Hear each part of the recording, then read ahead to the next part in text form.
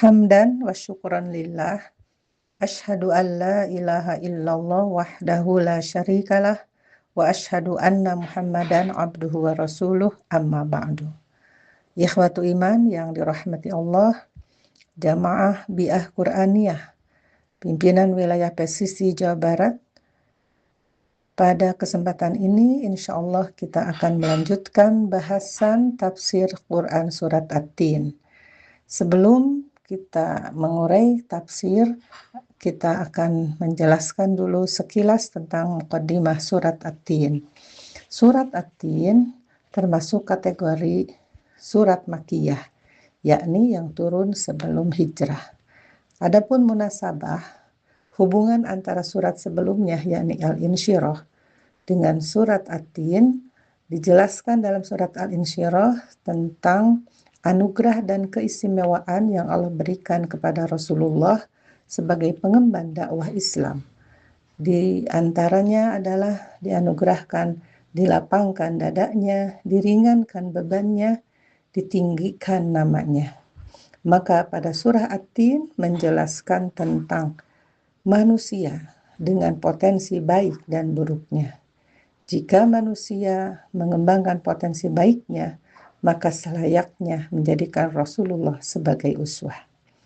Adapun kandungan utama surat ini adalah menguraikan tentang manusia dan keniscayaan adanya pembalasan di hari kemudian. Kita akan bacakan surah yang akan ditafsirkan, yakni surah At-Tin dari ayat 1 sampai 4. Baiklah, kita bacakan terlebih dahulu. A'udzu billahi minasy syaithanir rajim. Bismillahirrahmanirrahim. Wattini wazzaitun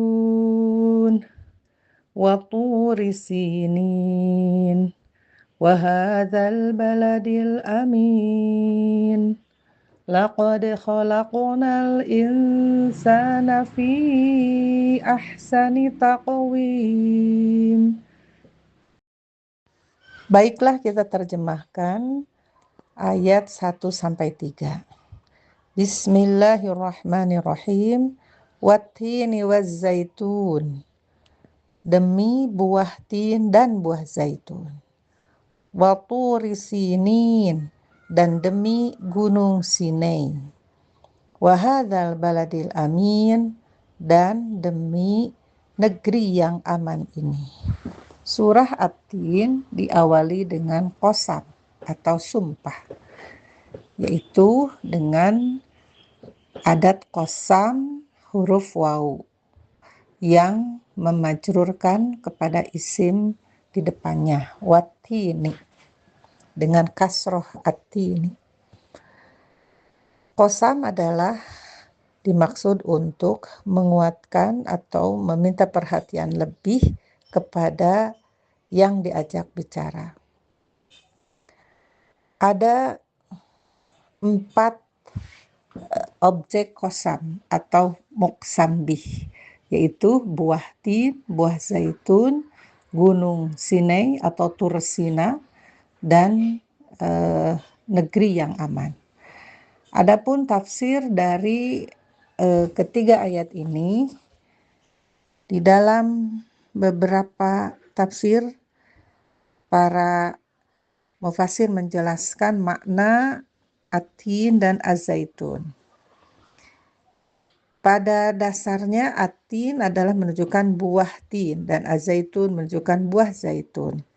Namun di dalam tafsir ini bukan sekedar menunjukkan buah tersebut, tetapi menunjukkan tempat tumbuhnya buah tin dan buah zaitun. Hal ini mufassir memberikan penjelasan sehubungan dengan ayat 2 dan 3.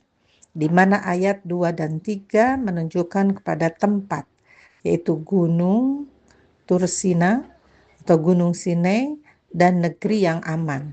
Keduanya menjelaskan tentang tempat. Maka At-Tin dan Az-Zaitun pun ditafsirkan menunjukkan kepada tempat tumbuhnya buah tin dan buah zaitun. Diterangkan oleh mufassir dari Ikrimah, Qatadah, Mujahid, dan dari tafsir Ibnu Katsir bahwa Allah bersumpah dengan tempat tumbuhnya buah tin yaitu Damaskus atau Suriah, dan tempat tumbuhnya zaitun yaitu Baitul Maqdis atau Palestina, di mana di dalamnya di Damaskus, di Palestina tersebut tempat yang memiliki keagungan, tempat yang diberikan anugerah pada tempat itu lahirnya para nabi, di mana di Suriah di Damaskus lahirnya atau tempat dakwahnya Nabi Nuh, di Palestina Baitul Maqdis adalah tempat dakwahnya Nabi Isa. Kemudian Waturi Sinin, Gunung Tursina yang ada di Mesir adalah tempat lahirnya atau dakwahnya Nabi Musa. Wahadal baladil amin, dan negeri yang aman ini yang dimaksud dalam beberapa tafsir secara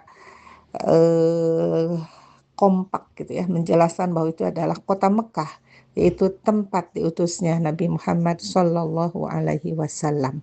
Maka Qasam ini dari ketiga ayat ini menjelaskan tempat-tempat lahirnya dan dakwahnya para nabi yang termasuk kategori ulul azmi, nabi-nabi yang diistimewakan, nabi-nabi yang memiliki keutamaan-keutamaan. Laqad khalaqnal insana fi ahsani taqwim. Sungguh benar-benar kami telah menciptakan manusia dalam sebaik-baik bentuk. Ayat ini merupakan jawab qasam atau muqsam alaih dari qasam pada ayat sebelumnya, di mana jawab qasam ini menjadi inti berita dari surat ini. Takwim asal kata dari qawwama, artinya meluruskan, menjadikan tegak. Ar-Raghib Al-Asfahani menjelaskan makna takwim adalah makna yang menjelaskan keistimewaan manusia dibanding dengan makhluk lain, yakni diberi akal, pemahaman, selain bentuk fisik yang tegak dan lurus, yang menyebabkan manusia dapat melaksanakan fungsinya dengan sebaik mungkin. Jadi makna takwim tidak hanya sebatas pada fisik, tetapi juga pada jiwanya. Penjelasan ini diperkuat dengan ayat selanjutnya yang akan kita bahas berikutnya. Dan juga sejalan dengan surat Al-Munafiqun, di mana Allah mengecam, menganggap sebagai musuh kepada manusia yang secara fisik, postur tubuh menarik, akan tetapi mereka ingkar, mereka kafir pada Allah, maka Allah mewaspadainya bahwa itu adalah musuhnya. Ini menunjukkan bahwa manusia adalah makhluk yang paling mulia. Sebagaimana hal ini sejalan dalam surat Al-Isra ayat 70. Wa faddalnahum ala katsirim mimman khalaqna tafdila. Dan kami telah melebihkan kepada manusia dari kebanyakan yang telah kami ciptakan dengan sebanyak-banyaknya keistimewaan. Jadi manusia bukan hanya sekedar sempurna di fisik, tapi takwim adalah menunjukkan manusia pun harus memiliki nilai, harus memiliki adab dan karakter. Adapun munasabah hubungan antara qasam dengan jawab qasam. Pada ayat 1, 2, dan 3 menjelaskan tentang objek-objek qasam yang menunjuk pada tempat diutusnya para nabi, di mana ada Nabi Nuh, Nabi Isa, Nabi Musa, dan Nabi Muhammad. Maka yang dimaksud dengan sumpah adalah menunjuk pada para nabi yang diutus oleh Allah yang menyebarkan risalah, Maka seyogianya manusia dengan diutusnya Rasul itu hendaknya menjadi manusia yang ahsani taqwim, manusia yang memiliki ilmu, memiliki karakter, memiliki akhlak yang baik di samping memiliki postur tubuh yang paling sempurna dibanding dengan makhluk-makhluk lainnya. Demikian pembahasan tafsir Quran Surat At-Tin ayat 1 sampai 4. Semoga bermanfaat. Aqulu qawli hadza wa astaghfirullah li wa lakum.